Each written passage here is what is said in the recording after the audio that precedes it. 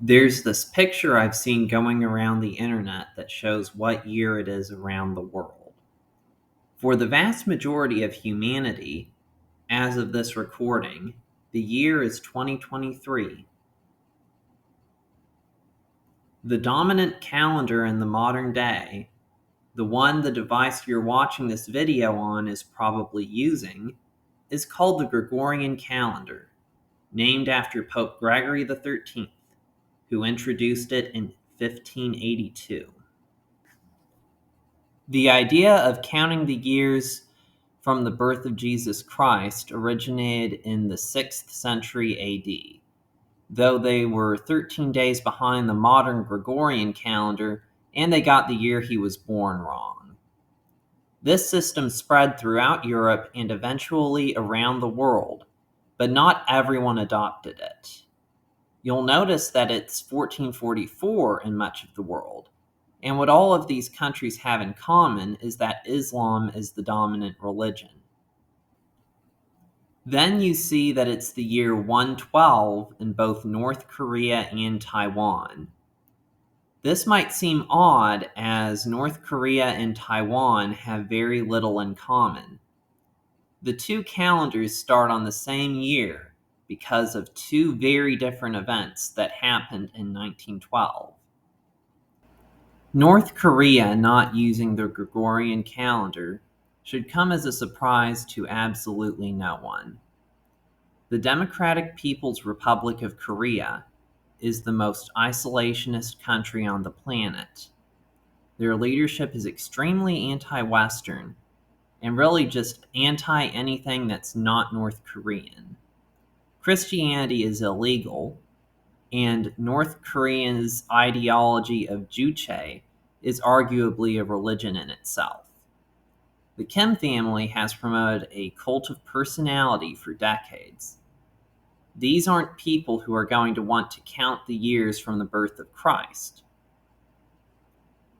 Instead, they count the years from the birth of their first leader, Kim Il-sung. Kim Il-sung was born on April 15, 1912, the same day that the Titanic sank. This day is celebrated as the Day of the Sun in North Korea. What might surprise you is that this calendar has only been in use since 1997. Before that, they used the Gregorian calendar, and the Gregorian calendar is still used for dates that happened before the birth of Kim Il-sung. As much of a megalomaniac as Kim Il-sung was, it was his son, Kim Jong-il, who would introduce the Juche calendar.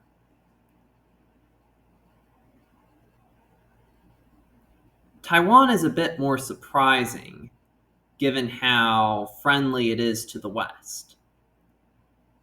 First, you need to understand that Taiwan's government is called the Republic of China, which was founded in the year 1912, the same year that Kim Il-sung was born. Before that, China counted the years based on how long whoever the current emperor was had been reigning. But in 1912, the last dynasty was overthrown along with the last emperor, and the Republic of China was established, ending the long line of emperors in China. Eventually, it was decided that the years should be counted from the establishment of the Republic of China in 1912 in what is known as the Mingguo calendar. Mingguo is the name of the Republic of China in Mandarin Chinese.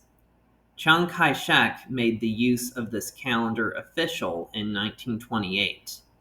In 1945, sovereignty over Taiwan was transferred from the Empire of Japan to the Republic of China, and the Mingguo calendar was introduced to Taiwan. The Mingguo calendar is still used today, though often in conjunction with the Gregorian calendar, like this calendar I have right here.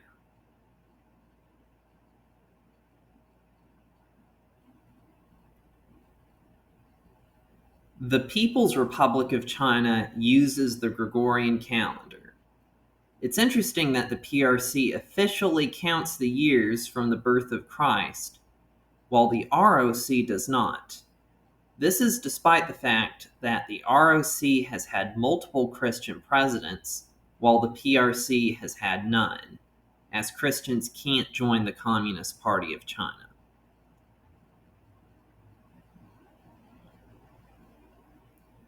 There's no guarantee that the Mingguo calendar will continue to be in official use. Taiwan is divided politically between blue and green factions, which is a topic for another video. But what you need to understand is that the Greens want absolutely nothing to do with China. Thus, the Mingguo calendar might get discontinued for official use in the future. However, the current president is a member of the Pan-Green Democratic Progressive Party, and she's done nothing about the calendar, so it remains to be seen if a future Green government will actually get rid of it. But for now, the year is 112, whether you're a prisoner in North Korea or a TSMC worker in Taiwan.